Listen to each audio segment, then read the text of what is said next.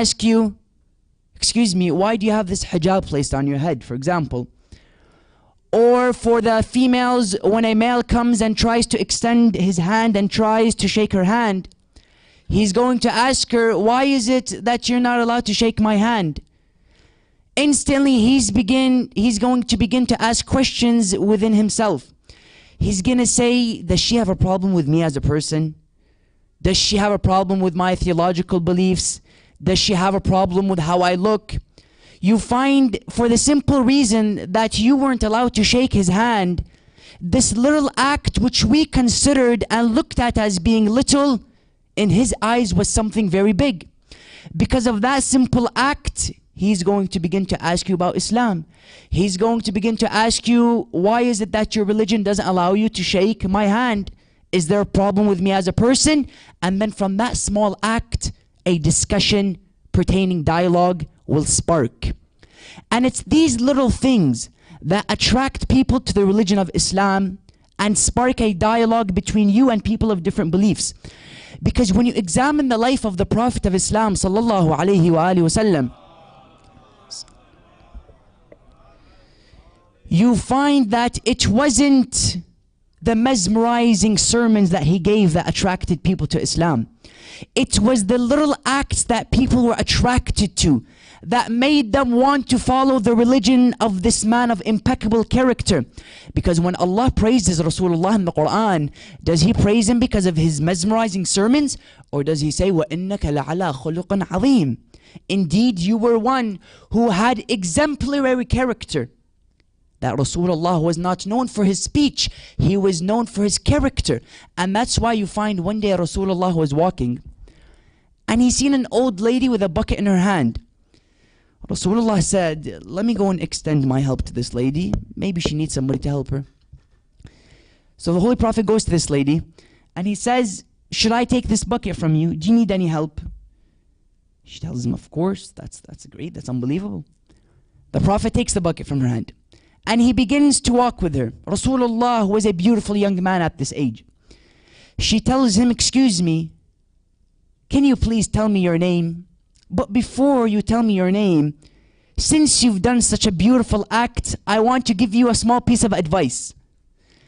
She told him, I want to warn you from a madman. From a man who goes around the city speaking with mesmerizing speech. The people are enchanted by his beautiful words. And once he recites these words, the people begin to follow the religion of his. Rasulullah, number one, didn't punch her in the nose. He didn't take the bucket of water and throw it in her face, telling her, take a hike, lady, I don't need you anymore. No. Rasulullah keeps on walking with her. Nowadays, in school, if somebody looks at you wrong, that's it, you're arch enemies. Rasulullah keeps on walking with her. They reach the final destination and Rasulullah puts the bucket down. She tells him, now that you just told me, now that we have reached the final destination, could you please give me your name? So that once I go back to my city, I can tell the people of your impeccable character and they can pray to you and ask our God for your guidance. He told her, you know that man you were talking to me about that had mad verses and he would go around mesmerizing the people? She tells him, yes. He tells her, that's me. I'm Muhammad. Allahumma salli ala Muhammad. She tells him, you are the man that people refer to as the madman. You are the one that people refer to as Sahirun Majnoon. You are the one that the people refer to as a mad magician. He said, yes, that is me. The lady instantly puts the bucket down from her hands. She said, Ashhadu an la ilaha illallah wa annaka Muhammad Rasulullah. Allahumma salli ala Muhammad wa ala Muhammad. Now rewind back and examine what was it that attracted this lady to the religion of Islam. He didn't mention one word about Tawheed to her. He didn't mention one word to her about the greatness of Ahlul Bayt. He didn't mention one thing to her about Allah or Quran or Nubuwwah. No, simply by one act, by picking up a bucket and by telling her his name, she was attracted to the religion of Islam. And they were able to spark a dialogue. Because you and I, wherever we are in life, eventually we're going to be posed and ask to spark a dialogue with people of different faiths. Precisely today in the 21st century, where Islam is being placed under the microscope like never before. Because today we can say that Islam is the most discussed religion, yet Islam is still the most misunderstood religion. Islam today, go to the magazines, go to the newspapers, go to media, you find Islam is being discussed wherever you turn your eye. Yet Islam is still the most misunderstood religion.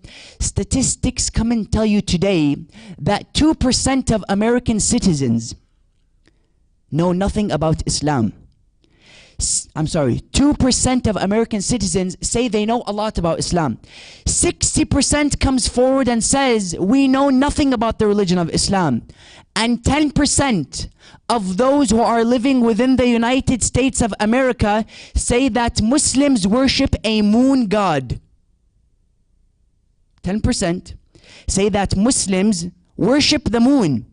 Furthermore, statistics come forward and tell us that 1 in 4 Americans believe that Islam is a religion of violence, believe that Islam is a religion of hatred, and believe that Islam is a religion of terrorism. How much is 1 in 4? 77 million people. 77 million people within the United States of America believe that Islam is a religion of terrorism. Now you may say this is ignorance, but eventually this ignorance is going to convert into what? Fear. Is it not Ali ibn Abi Talib that comes and says people are hostile towards that which they don't understand? Meaning people fear what they don't know. Now today if I was going to tell you, go into this dark room, the lights are off, and I tell you there's something in there, but I don't know what it is. If I give you $1 million, you're not going to go into that room. Why? Because this ignorance of not knowing what's going to jump out at you, what's going to happen? You're going to have this fear. Likewise, people today in the world, they don't know what Islam is. And it's for that reason that Terry Jones are beginning to rise. It's for that reasons that ground zero controversy is beginning to take place. It's for that reason in 2005 Danish cartoons are beginning to depict the Holy Prophet with a bomb placed on his head. And you know, honestly, I don't blame the terrorists. I don't blame those who are walking around spreading violence about Islam. I blame the Shia community here, you and I. And I blame myself firstly. Why? Because we're sitting back and we're letting people such as Osama bin Laden represent our religion.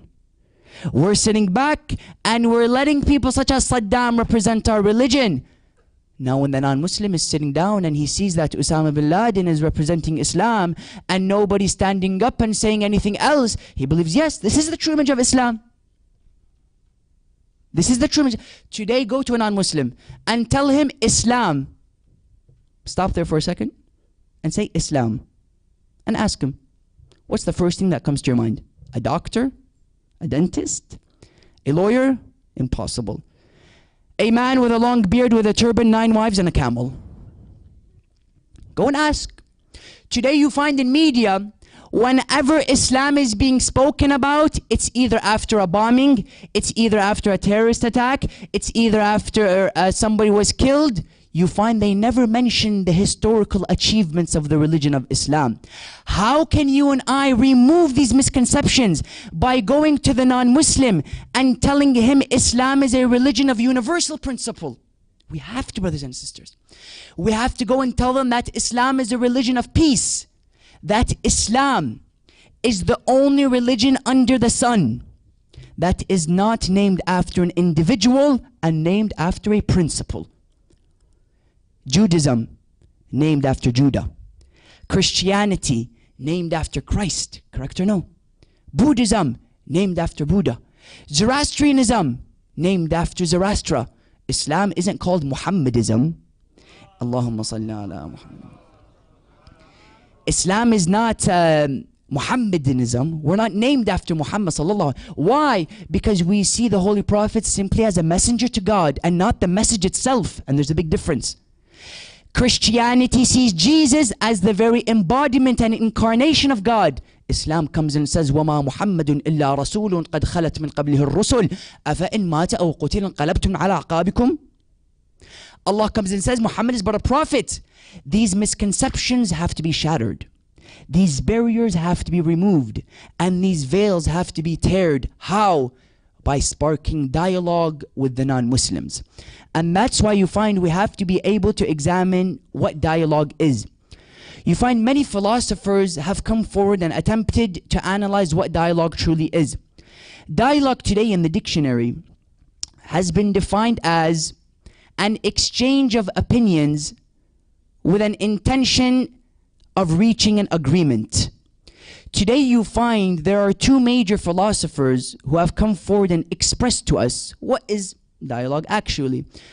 The first philosopher by the name of David Bohm. David Bohm came forward, who is a British quantum physicist. He came forward and said that dialogue can be defined as a social tool. That dialogue can be considered to be an act where you sit down with people of different opinions and exchanging free ideas. Now please pay attention to what he means by free ideas. He meant that you remove any set stereotypes, meaning when I'm sitting down, I don't put pre-assumed ideas of who you are as a human being. No, I see you simply as a creation with views that I can learn from. David Bohm came and he said, the greatest ways of removing misconceptions, social diseases, and diseases within the human conscious is by sitting down and having dialogue with people of different opinions. Then a different philosopher came forward, the Austrian philosopher by the name of Martin Buber. Martin Buber came forward and said what? He came and said that dialogue is not a social tool, it's a theological tool. Martin Buber is known for one of his most famous books, which depicts the theology of dialogue, the philosophy of dialogue, where he referred to it as the book of I and thou. Very important book here. This book speaks that there are two forms of dialogue. He says the first form of dialogue where the human being's existence can be defined. In Buber's thoughts, he said that human existence can be defined through dialogue. They told him, what do you mean? He said, because dialogue is of three types. Dialogue with you and the people. Dialogue with you and God, and dialogue with you and objects. He said that there are two forms of dialogue that any human being could have. The I and thou relationship and the I and it relationship. He said those who come forward and have the I and it relationship look at things as objects. They objectify human beings. They don't see them as human beings. They see them as a bundle of emotions, as a bundle of beliefs, as a bundle of thoughts, and he doesn't necessarily see him as a human being. He objectifies the human being. But then he describes another form of dialogue where he refers to it as the I-thou relationship. Because in the I-it relationship, he sees the human being as a part of this world. Whereas in the I-thou relationship, he sees the world a part of the human being. They told him, what do you mean by this? He said, when I look at you as an I-thou, I see you as a unity of being. I see you as the manifestation of the attribute of God. That he came and said dialogue is not a social tool, dialogue is a theological tool. And then Islam came forward. Islam came and added one of the most intriguing dimensions to what dialogue truly is. Notice how we're just deeply going into what dialogue is. Many days now time we believe that dialogue is simply uttering a few words to people of different beliefs. Whereas when Allah within the Quran came and portrayed what dialogue is, he opened up an ocean of beliefs. He opened up an ocean of what dialogue truly is and the necessity of speaking to non-Muslims. Allah came and said dialogue is of three types. Dialogue between you and God. Dialogue between you and the people, and dialogue between you and yourself. Dialogue between you and the people is depicted in the following verse, where Allah says, Ya ayyuhan nas, inna khalaqnakum min dhakaran wa untha, وجعلناكم شعوبا وقبائل لتعارفوا إن أكرمكم عند الله أتقاكم. He says, O mankind, you have been created from nations and tribes, male and female, so that you can get to know each other. Indeed, the most honorable of you in the eyes of God is the most God conscious. Allah in the following verse is telling us that one form of dialogue is between you and the people, where He says, I created you of different types, I created you of different colors, I created you of different colors and beliefs and customs. Why? Not so that you can set a barrier between each other, but so that you can get to know each other. Today it's unfortunate to say that within our communities we use our differences not to unite, but as to segregate with each other. He is from this culture, I am from this culture, impossible, I cannot unite with him. He has these beliefs, I have these beliefs, impossible, I cannot connect with him. Salman al-Muhammadi once came to Rasulullah. He told him, Ya Rasulullah, Quraysh are making fun of me. Quraysh are making fun of me. He told him, what's the accusation that they're coming with? He said, Quraysh is telling me that you are Persian, so can you please tell us where your tribe is from? Salman al-Farisi was Persian. He knew no idea of what tribe he came from. He tells him, Ya Rasulullah, what should I do with these people?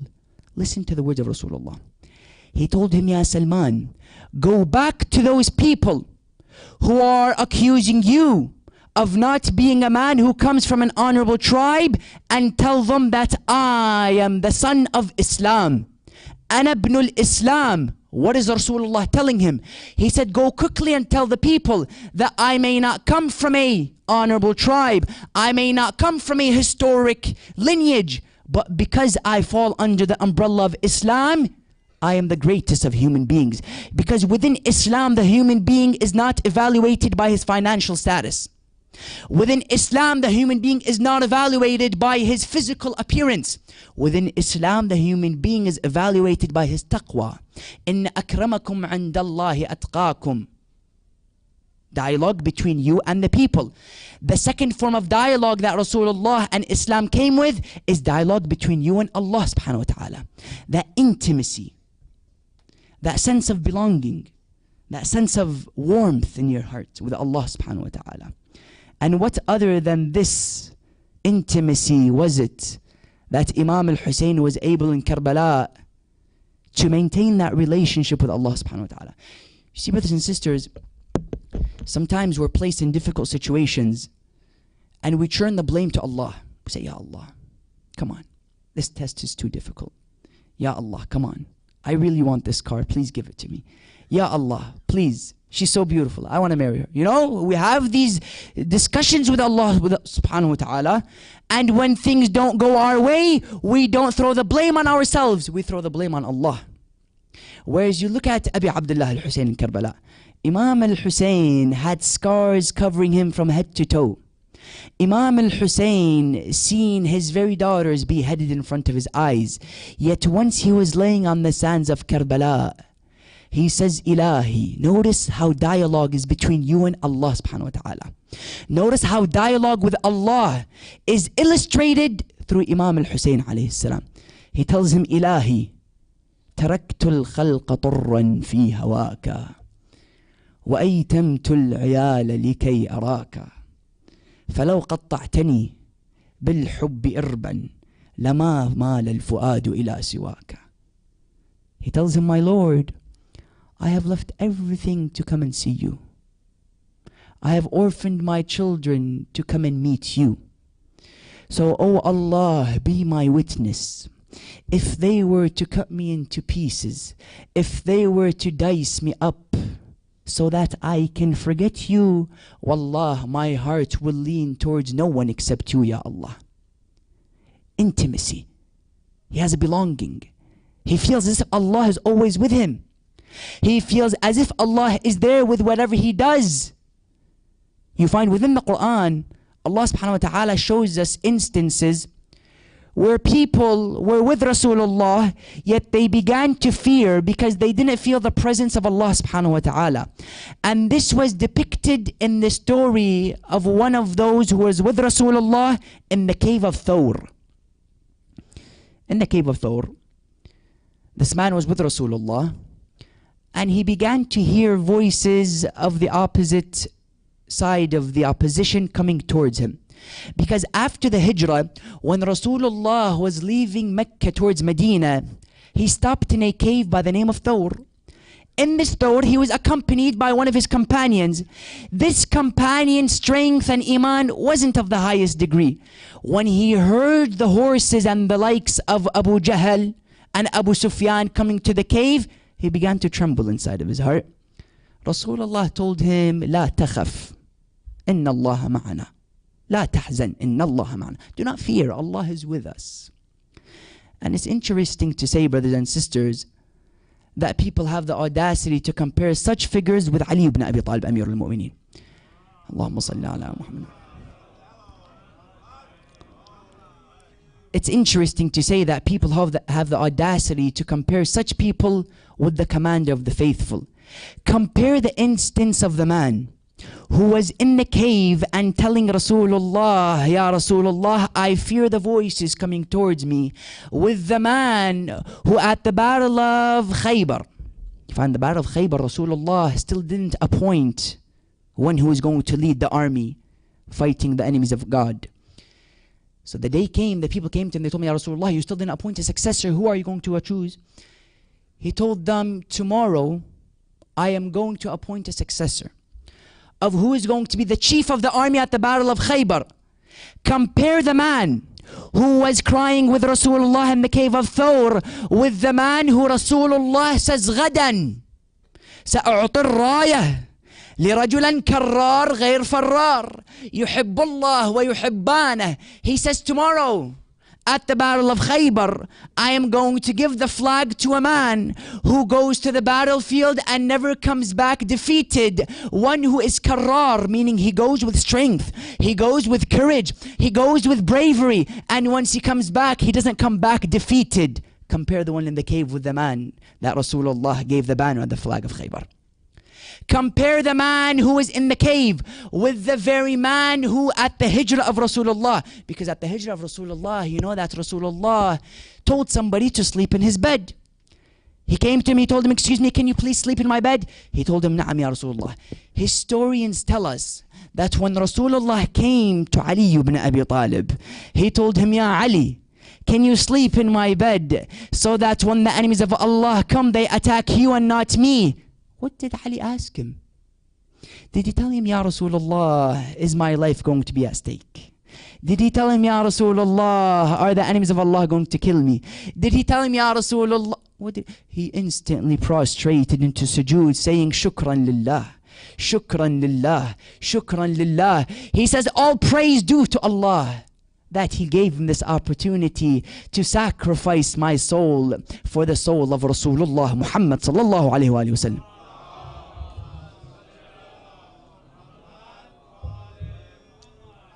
You find when you have that dialogue between you and Allah, and you know that Allah is always present, Allah is always there, you don't have that fear in your heart. That dialogue is between you and Allah, between you and the people, and between you and yourself. That's why you find within the Holy Quran, Allah subhanahu wa ta'ala gives the following verses to depict what dialogue is. The verse I began with, Allah subhanahu wa ta'ala says, ادعو إلى سبيل ربك بالحكمة والموعظة الحسنة وجادلهم بالتي هي أحسن. Allah within this verse is giving us the ingredients of dialogue. Allah within this verse is giving us the elements of dialogue. What is it that makes dialogue up? Allah says, Id'u, invite to the path of your Lord. Number one, bil-hikmah, with wisdom. Number two, wal-maw'idati al-hasana, with kind wordings. And number three, wajadilhum billati hiya ahsan, and speak to them in the best of ways. Let's analyze these three elements so that we know what is it that truly makes up dialogue. He says, number one, id'u ila sabili rabbika bil-hikmah, with wisdom. One of the most important qualities to be found in a mu'min is not knowledge, is not physical strength, but wisdom. Because I may have the most knowledge, yet if I don't have the wisdom, I don't know how to use this knowledge. I may be the strongest human being physically, yet if I don't have the wisdom, I don't know how to use this physical strength that Allah has given me. Because knowledge can be described to as tools in a toolbox. But wisdom is how to use these tools. I may have the greatest screwdriver, beautiful screwdriver. It's nice and shiny and silver. But if I don't know how to use the screwdriver, there's no benefit of the screwdriver. Wisdom tells me how to use this knowledge that Allah has given me. Wisdom, number one, tells us the intention of entering dialogue. Because when you don't have wisdom and you enter dialogue, your only intention is to prove that person wrong. Correct or no? How many times have you found yourself to enter dialogue, be it with a person of different religion, people of a different sect, and your only goal at the back of your mind is to prove this person wrong? Whether I make sense, whether I'm logical, whether I have kind wordings, all of this doesn't matter. As long as I prove him wrong and I feed this ego, then that's all that matters to me. You find, number one, the intention of entering a dialogue is not to prove him wrong, is not to convince him that you are right and he is wrong, but most importantly, to spark something inside of his mind. Very important. To spark something inside of his mind. Meaning he goes back home and you were able to get his mind moving. You were able to corner him, not in a humiliating way, but in a way that he was able to come to that conclusion on his own. That's why you find Ibrahim alayhi salam, Khalilullah, the friend of God. When he lived in the time, people around him would be worshipping idols. Ibrahim alayhi salam noticed that the people were worshipping idols. So he one day went to the three major idols. He broke the smaller one on the left, and he broke the smaller one on the right. But he didn't break the one in the middle. He put an axe on the neck of this idol. While he was placing this axe on the neck, those who worshipped the idols came to him. They told him, Ya Ibrahim, how do you dare break our stones? How dare you break our idols? What are you doing? He said, they asked him, did you break our idols? He said, I don't know. Ask the bigger one. Ask the bigger one if he is able to speak. The people, without Ibrahim telling them a word about the ignorance of worshipping idols, came to a conclusion. They said, wait, this idol can't speak. This idol cannot eat. This idol doesn't even have a brain. How can we ask an idol that doesn't know how to speak, let alone worship it? You find that Ibrahim alayhi salam, simply by sparking something in their mind, was able to bring them to a conclusion that, listen, by the way, buddy, what you're doing is wrong. What you're doing is incorrect. That's why you find Abu Dharr al-Ghafari, may Allah bless his soul, one of the greatest companions of the Holy Prophet, was one day sitting down. And he came to this conclusion on his own, where he needed no one to come and debate with him. Abu Dharr al-Ghafari was one day sitting down. And you know, when Abu Dharr was younger, they would bring bowls of milk and they would go and put it in front of their idol. You know, so he can drink milk, mashallah. They bring this milk, and they put it in front of the idol. Now, Abu Dharr goes and puts the milk, and he sees that a fox comes and drinks from this milk. Abu Dharr is sitting down on the side. He sees that a fox comes and drinks this milk, and you know, when a fox drinks something, he has to let it out somewhere. So the fox turns around, and he urinates on this idol. Abu Dharr was sitting there and he came to a conclusion. What did he say? He said, if the idol isn't able to protect itself from the urine of the fox, then how do I expect this idol to protect Abu Dharr al-Ghafari? That you find he came to a logical conclusion that what you're doing is wrong. Ibrahim alayhi salam taught the people that what you're doing is wrong, not by aggressive talk, not by enforcing them. Listen, you have to believe in what I'm saying, and if you don't believe in what I'm saying, then you're going to go to hell. No, it doesn't work like that. Allah says, ادعو إلى سبيل ربك بالحكمة والموعظة الحسنة وَجَادِلْهُمْ بِالَّتِي هِيَ أَحْسَنُ, and speak to them in the best of manners. Number one, your intention in dialogue should be to ignite something within his mind. That's why you find in the religion of Islam, non-Muslims have one of the most prevalent roles within the Holy Quran. Allah subhanahu wa ta'ala within the Quran comes with the following verse. He says, قُلْ يَا أَهْلَ الْكِتَابِ تعالوا, come, إلى كلمة سواء بيننا وبينكم ألا نعبد إلا الله وأن لا نشرك به شيئا. Allah says, say, O people of the book, come to a word of agreement between you and us that we worship no one except Allah. Allah within the Quran is emphasizing on the necessity of having dialogue with Christians and having dialogue with non-Muslims, because if there is one thing that Imam Hussein alayhi salam does, is that he unites us as a ummah. He unites us not only with us as a community, but us with people of different faiths and people of different religions. That's unfortunate today. It's a cocoon, it's a taboo. If a non-Muslim was to enter the mosque, a non-Muslim comes, astaghfirullah, non-Muslim in the mosque, come on, najis, haram. Whereas you find Rasulullah and Ali ibn Abi Talib one day was walking, and he sees people torturing a Christian. He tells them, what are you doing? They tell him, Amir al-Mu'mineen, he's a Christian. He tells them, إِن لَمْ يَكُنْ أَخٌ لَكَ فِي الدِّينِ فَهُوَ الْأَخٌ لَكَ فِي الْخَلْقِ. He said, if he is not your brother in faith, then he's your brother in humanity.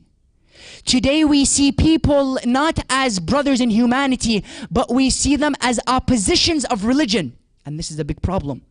The whole mentality that I have when I approach a human being has to be that he is a human just like me. He eats just like me. He lives just like me. We have to have this universal eye that we see a person and we don't assess him by his culture. We see a person, we don't assess him by his financial status. The hadith comes and says, اتقي فراسة المؤمن فإنه ينظر بعين الله عز وجل. He says, be righteous of the status of a mu'min. Why? Because he looks through the vision of Allah. He looks through the vision of Allah. And Allah, His vision is a universal vision. Allah does not limit you to your physical looks. Allah does not limit you to your culture. Allah limits you to your taqwa and to your relationship with Him. That's why in Islam you find Christians have had such an important role. You find the first concept of dialogue within the Quran between a Muslim and a non-Muslim was the concept of mubahala. Because in mubahala, Rasulullah was commanded by Allah. He said, قُلْ تَعَالَوْ نَدْعُ أَبْنَاءَنَا وَأَبْنَاءَكُمْ وَنِسَاءَنَا وَنِسَاءَكُمْ وأنفسنا وأنفسكم ثم نبتهل فنجعل لعنة الله على الكاذبين.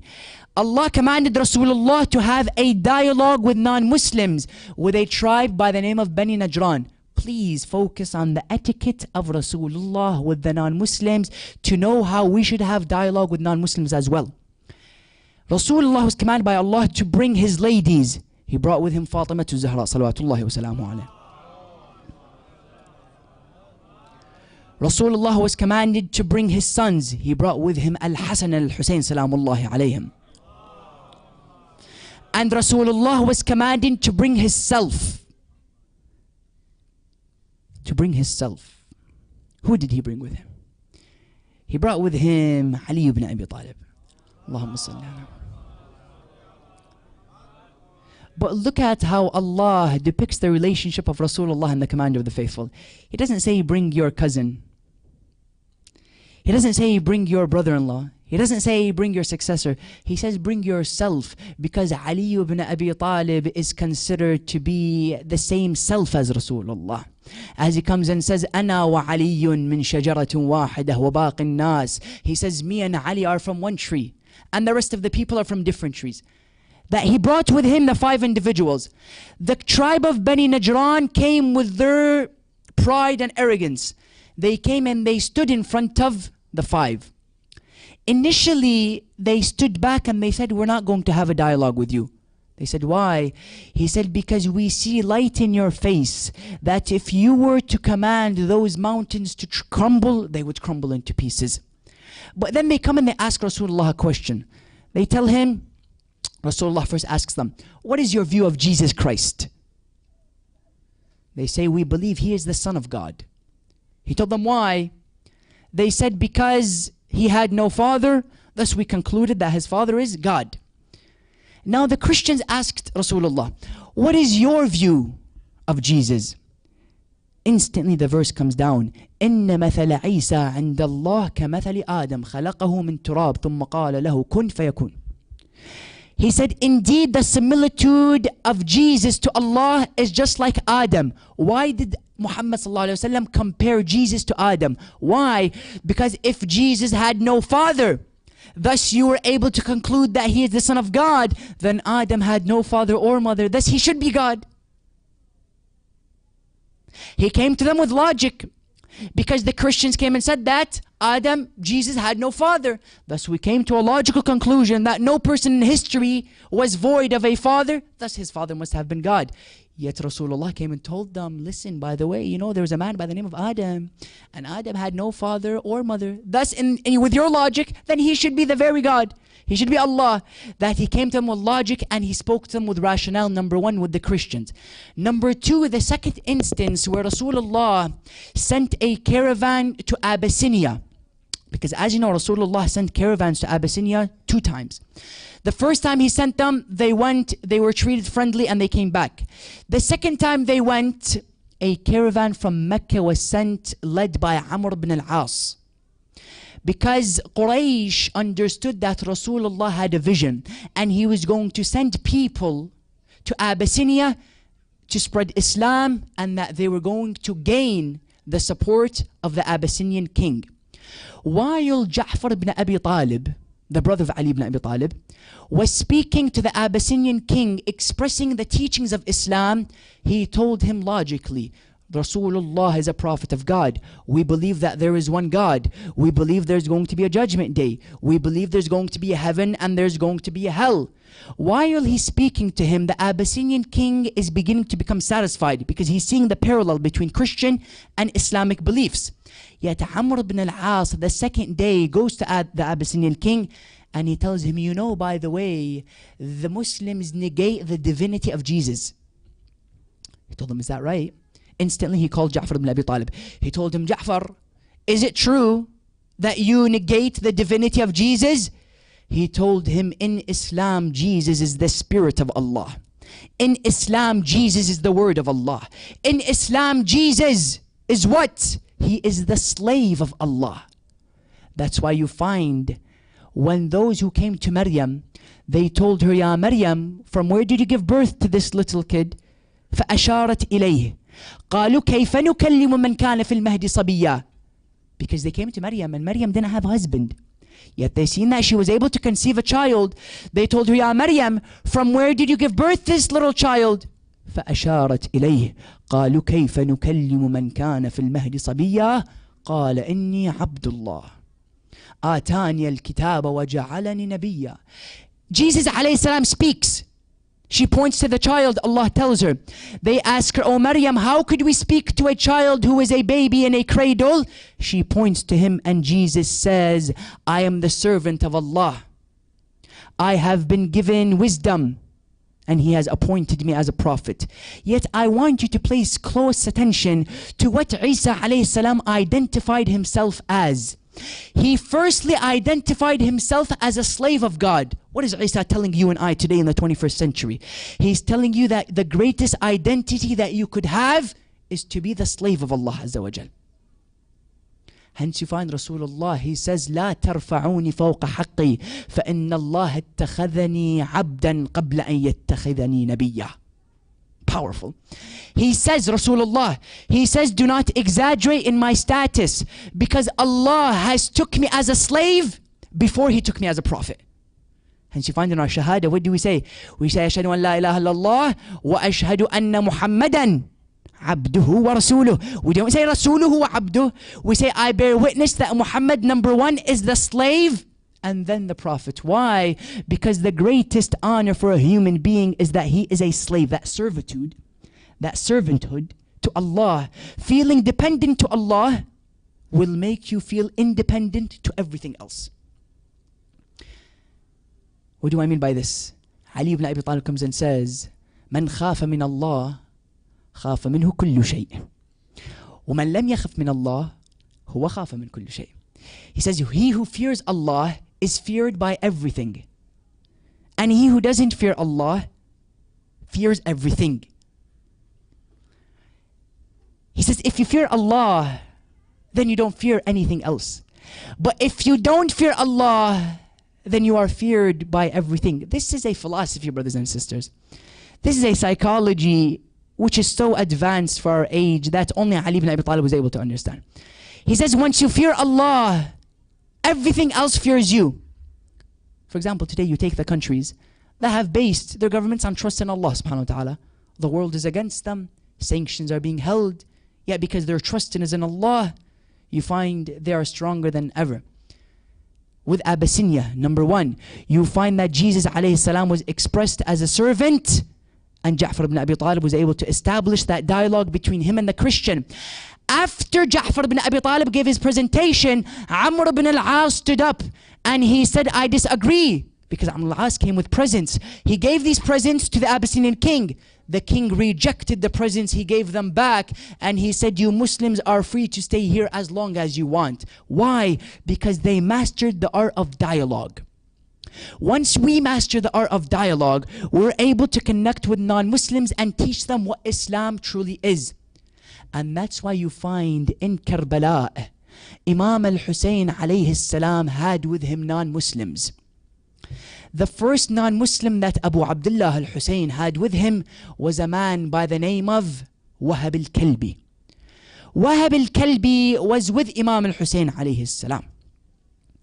And this Wahab was a Christian. Yet he seen that the message of Imam al-Hussein was so heart-wrenching.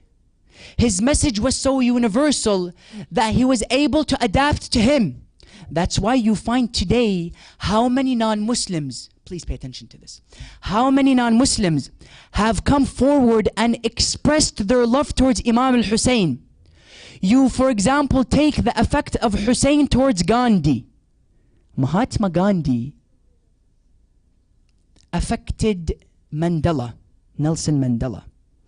When you speak about truth and justice and oppression, speaking out against foreign invasion, you speak about Gandhi. When you speak about standing up for the truth, you speak about Gandhi. You find, for example, Martin Luther King says, I was inspired by Gandhi. You find, for example, Barack Obama comes forward and says, I was inspired by Gandhi. But why hasn't anybody asked, who was Gandhi inspired by? Why doesn't anybody ask who? Today you go to the scripts of history and you see that Gandhi is explained as being a great man who led the invasion against the British. Yet you find nobody comes forward and says, who inspired Gandhi? Gandhi, the one who came forward and said, تعلمت من الحسين كيف أكون مظلوما فأنتصر. I learned from Hussein how to be oppressed yet still be victorious. That's why you find Gandhi in his Salt March, the first one. He took with him 72 companions. They came, they asked him, Gandhi, why did you take with you 72? He said, the 72 of Hussein were eternal and their message is alive until today. I want to take 72 so that my message is eternal as well. That you find Imam al-Hussein affected every human being. And just as a side note, you find today Barack Obama says, I learned from Martin Luther King. Martin Luther King says, I learned from Gandhi. And Gandhi says, I learned from Hussein. Thus the foundation of all justice and equality is no other than Abu Abdullah al-Hussein. Salawat ala Muhammad wa ala Muhammad.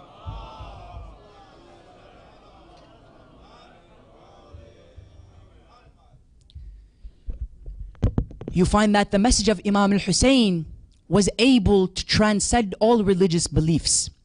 Us as Muslims, we have to connect Hussein to Christians. How? By making it clear that Imam al-Hussein alayhi salam in the Battle of Karbala was representing not only Islam, he was representing Christianity. He was representing Judaism. Why? Because Imam al-Hussein is the manifestation of 124,000 prophets. Imam Hussein in Karbala wasn't fighting for political reasons. He was fighting to maintain the concept of truth and justice.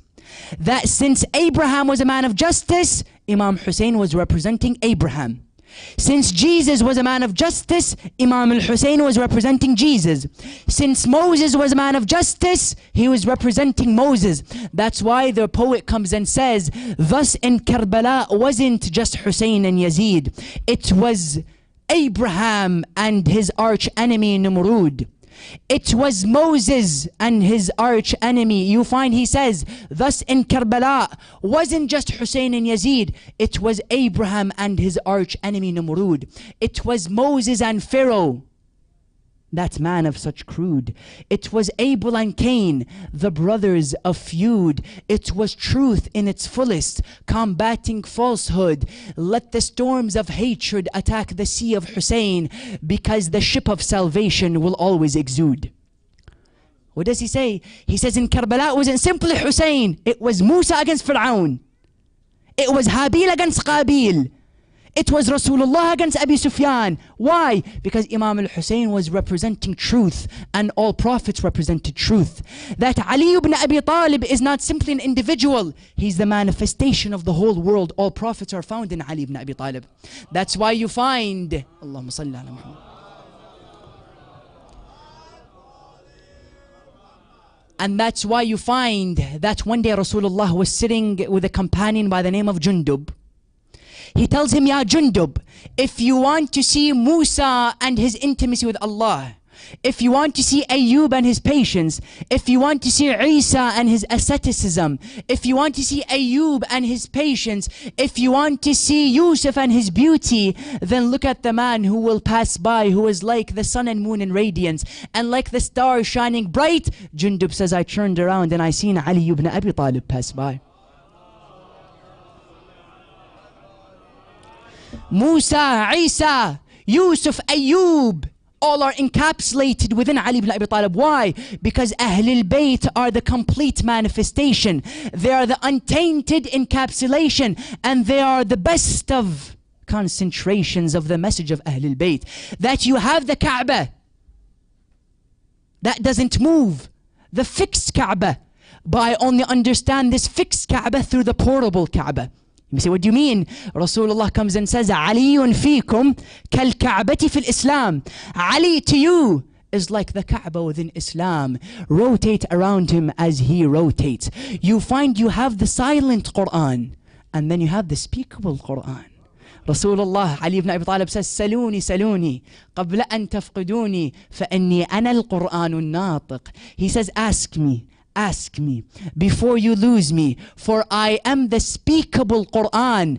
That if you want to understand the Quran, you have to go through Ali ibn Abi Talib.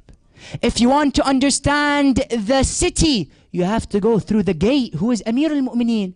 And if you want to understand Allah, you have to go through Rasulullah Muhammad. That's why the hadith comes and says, Ali ibn Abi Talib, he says, Addabani, ana adibu Muhammad, wa Muhammad adibullah.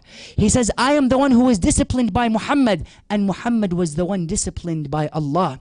That Ahlul Bayt alayhum salam are a universal set of beliefs, who is connected to the Christian, who is connected to the Jew, who is even connected to the atheist. Why? Because Imam al-Hussein alayhi salam came for justice.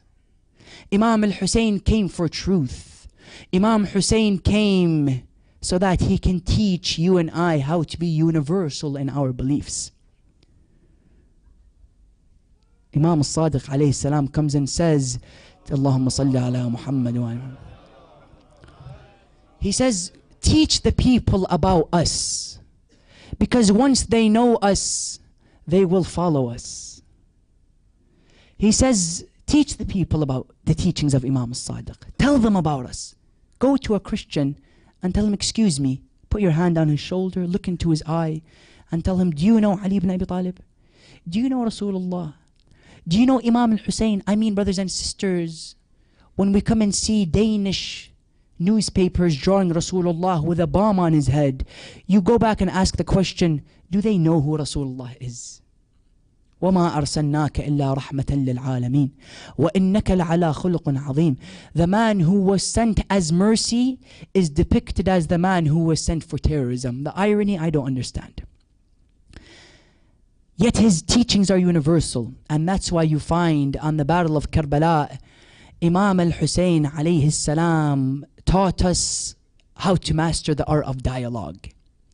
Because it's one thing, brothers and sisters, if we are comfortable, if we don't have arrows in our body, if we don't have blood covering our clothes, if we don't have our sisters screaming for the enemies of Allah burning her tents, and we still can't do dialogue.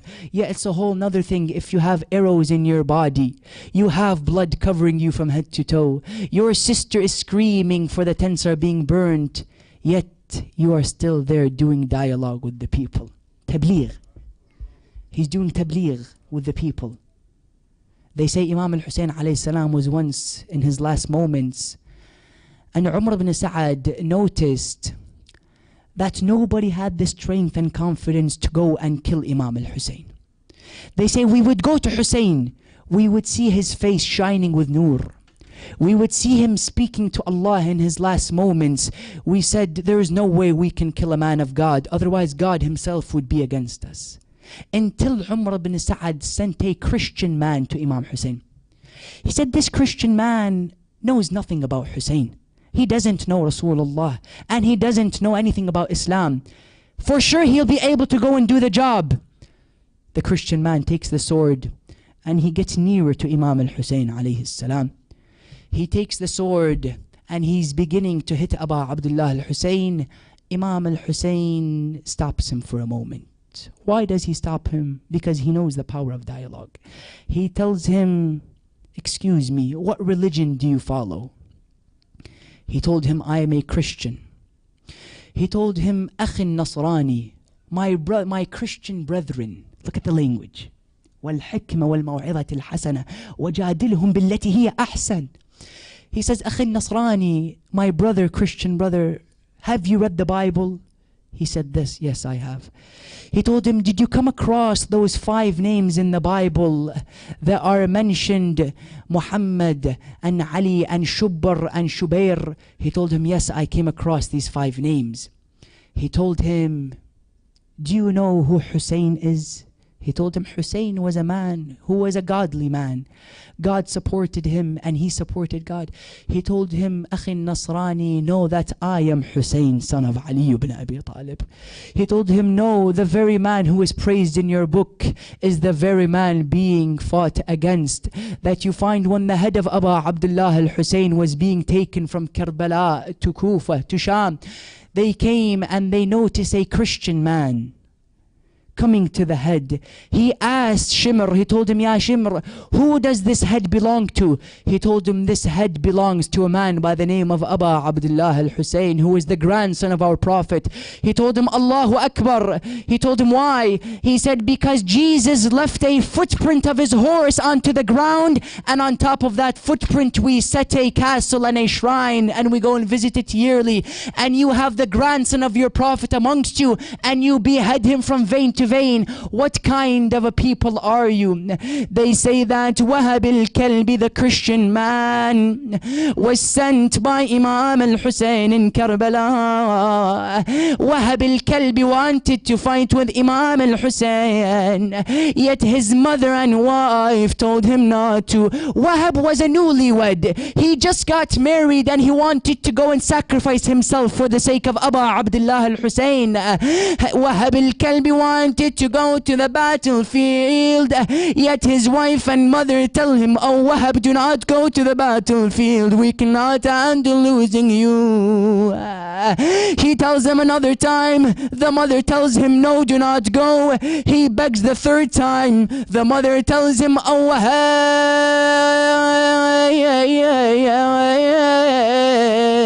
go and fight for Abu Abdullah al-Hussein. He turned around and he told her, oh mother, I don't understand. Twice I asked you let me go and you said no. Why is it the 3rd time? You are the one encouraging me to go. He told her, Ya Wahab, oh my son, when I heard the voice of Hussein shouting, Ala min Nasirin yansuruna, ألا هل من معين يعيننا ألا هل من ذاب يذب عن حرم الله. She told him, when I heard the voice of Imam al-Hussein shouting for help, my heart broke for him. Oh my son, go and sacrifice yourself for Abu Abdullah. Yet we find on a day like this, Imam al-Hussein is in Medina. Imam al-Hussein is preparing himself to go to Karbala. We find that Imam al-Hussein is sleeping, praying by the shrine of his grandfather Rasulullah, and he falls asleep. Rasulullah comes to him in his dream. He tells him, oh my son Hussein, wake up and go to Karbala. The enemies of Allah are waiting for you. Imam al-Hussein wakes up. He prepares the caravan. Take your minds to Karbala. He prepares the caravan. He takes the banner and places it in the hand of Abu Fadl al-Abbas. He prepares the lady and he begins to go forward until a little girl comes crawling, tells him, Akhi Aba Hussein, khuduni ma'akum. A lady, a little girl by the name of Fatemah al-Alila, who was the sick daughter of Imam al-Hussein. She was so sick that she has to stay in Medina. She wasn't able to go with him. She tells him, Aba Hussein, تقل يا ابويا حسين أرجوكم لا تعرفوني يا خويا وياكم اخذوني. Yet I want to take your minds to another little girl by the name of Ruqayya. Ruqayya was the other daughter of Imam al-Hussein. They say she was 4 years old. For those of you who have daughters, you know that relationship that you have with her. Ruqayya loved Imam al-Hussein so much that they say when it came time for salah, she would put the prayer mat in front of him and she would tell him, Father, go and pray. They say that Ruqayya alayha salam was in the Khariba of Sham, and she had no information that Imam al-Hussein was killed. Ruqayya is one day crying until she falls asleep. Imam al-Hussein comes to her in her dream and she wakes up instantly saying, I want my father Hussein. I want Abu Abdullah, bring him to me instantly. Zainab begins to tell her, Ruqayya, please don't do this. Imam al-Hussein is traveling. He is away. He will be back soon. Yazid ibn Muawiyah hears the voice of Ruqayya. He says she wants to see her father. Take her father to her. Ruqayya alayhi salam, she sees people coming towards her with a tray. They place this tray in front of Ruqayya. She turns it, brothers and sisters. She expects a letter from her father. She says, maybe this is a message from Hussein. She removes the cloth and she sees the head of her father Hussein.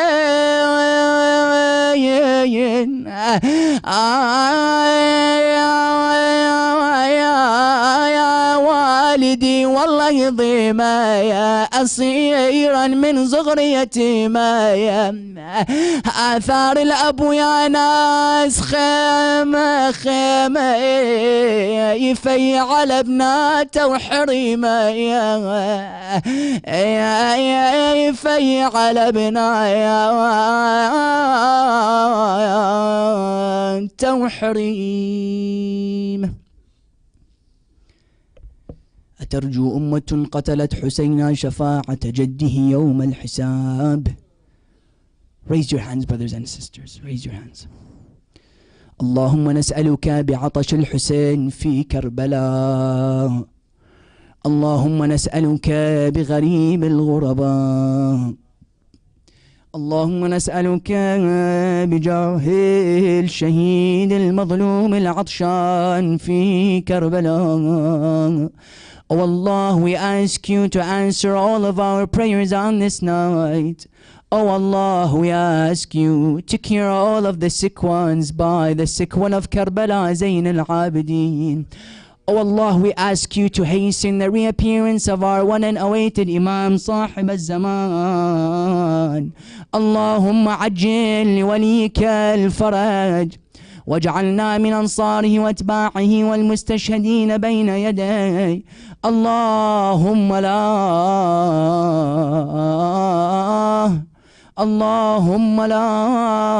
اللهم غير سوء حالنا بحسن حالك يا الله. اللهم اجعلنا من الموالين لعلي بن أبي طالب أمير المؤمنين. اللهم صل على محمد وآل محمد. And to hasten the appearance of our Imam and to answer all of our prayers and to bless the organizers of this blessed majlis, we recite Surah Al-Mubarakah Al-Fatiha, but before into the loudest of salawat.